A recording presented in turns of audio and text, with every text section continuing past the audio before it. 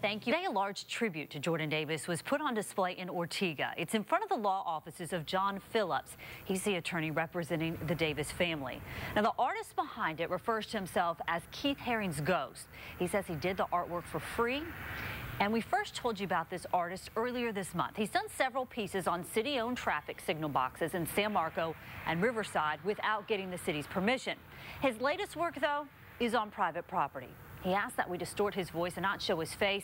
He fears that police will come after him for previously painting city-owned property. Basically, it's a painting painted kind of in Keith Haring's style, you know, to memorialize Jordan Davis's death. I mean, it's a tragic event. It's tragic for I think all of humanity, but it's especially tragic here in the city. It's an angel representing Jordan Davis with a boombox representing the loud music, which is really what this thing's all about, isn't it? The respect that we should have for each other, no matter what we listen to. And John Phillips says plans are in the works to make prints of that artwork, the tribute piece, and use them to raise money for the Jordan Davis Foundation. On